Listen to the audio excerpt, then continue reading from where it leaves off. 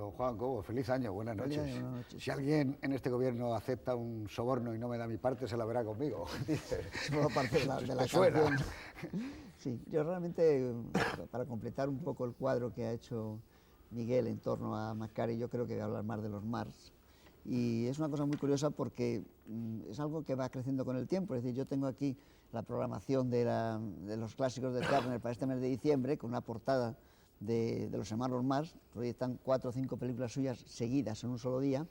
Y luego, junto con eso, la importancia que tiene, mucho más de lo que pensamos, o de lo que pensábamos en un cierto momento, está que, por ejemplo, en el mes de octubre ha habido en la Biblioteca del Congreso de Washington una cena para celebrar el 200 aniversario.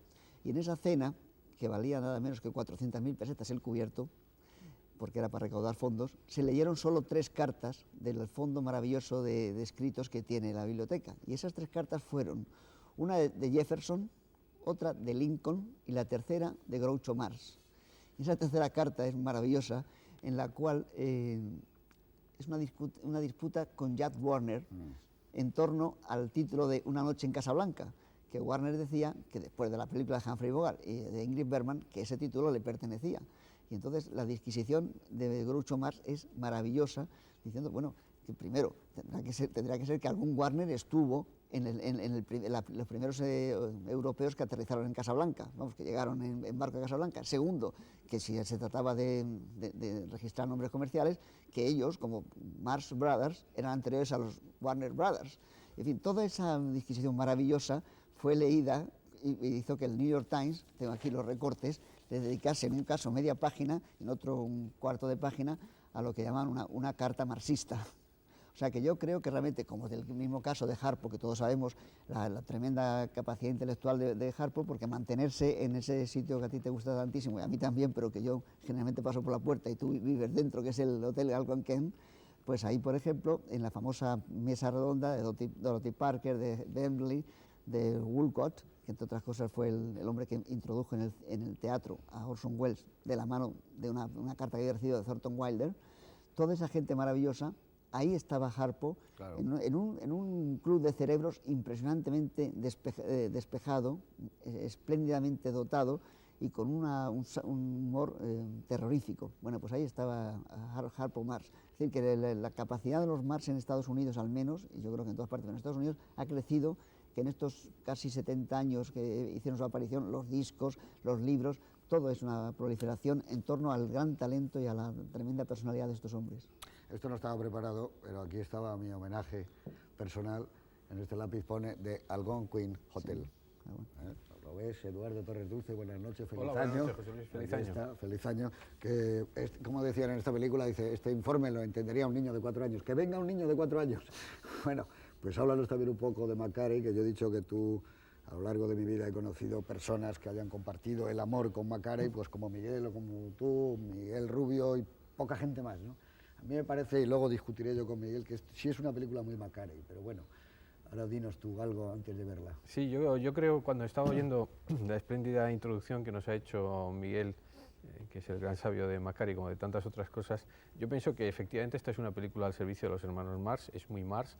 McCarthy decía que lo que más le fastidiaba de la película era el diálogo, porque él creía sobre todo en la comicidad de tipo visual. Él es un hombre, como todos los grandes maestros del cine clásico, que viene del mudo, que ha aprendido el oficio en el mudo, pero yo creo que también tiene, ya ha apuntado alguna referencia a Un marido en apuros, Miguel, muchas cosas de McCarthy, sobre todo porque yo creo que es una película también un poco al estilo de lo que le gustaba en la última etapa a Hawks, es decir, una película sin argumento, en que la estructura se basa en las situaciones, en el desarrollo de las secuencias, y hay, luego hablaremos, 3 o 4 secuencias que son prácticamente como los cortos que rodaba con Laurel y Hardy o con Charlie Chase al comienzo de su carrera, ¿no?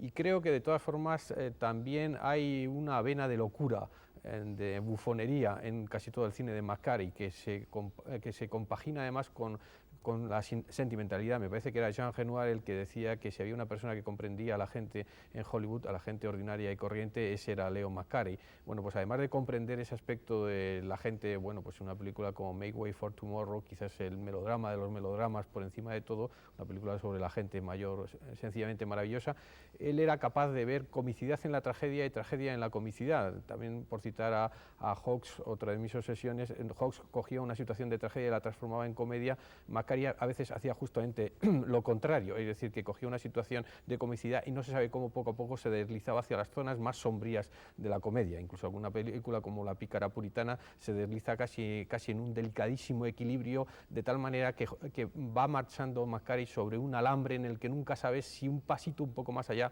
transforma esa tragedia del divorcio entre dos personas en un verdadero melodrama, da un pasito un poco más para atrás y provoca absolutamente la carcajada. Y luego está su método de la ineluctabilidad de los accidentes, es decir, que un accidente lleva a otro. Eso se ve en la película que vamos a ver. Simplemente con que Harpo vaya a encender un puro o utilice unas tijeras, no sabemos lo que va a pasar a continuación. Pero lo más importante es que esta es una película para despedir un año, que siempre son estos momentos finales del año un poco melancólicos, un poco tristes. Luego, cuando llegue dentro de 2 días, seguro que no logramos comernos las uvas al tiempo justo, ya pensamos que va a ser un desastre el año que viene. Pues en estos momentos, que son siempre un poco melancólicos, nostálgicos, que te acuerdas de los seres que se han ido, de las situaciones que ha pasado a lo largo del año, yo creo que es un remedio contra los peores momentos de las Navidades. Leon Macquarie y los hermanos Marx en esta película, que, como diría el señor Fukuyama, es el fin de la historia, porque rompe todos los posibles lugares comunes mediante una lógica de absurdo realmente demoledora. Medicina contra la melancolía, ¿no? Absolutamente. Vamos a ver Sopa de ganso, una obra maestra del cine de los años 30, probablemente de los años 40, 50 y hasta hoy. A mí me parece que el interés de Leo Macquarie por el humor en los años 20, por el slapstick y luego por este tipo de películas, como decía antes, haber trabajado con Harold Lloyd en una película espléndida, La Vía Láctea, donde, por cierto, y como sabréis vosotros, se vio obligado, para promocionar la película antes, a tomar leche. Ya se sabe que la leche es muy mala comparado, a veces hace que el whisky sepa bien, pero se puso enfermo y tuvo que terminar la película su ayudante, porque no estaba dotado Macquarie para estas cosas. Como, en fin, nosotros hoy, aunque parezca Nochevieja, pues la gente tiene que seguir pensando que esto es agua, naturalmente, y no ginebra.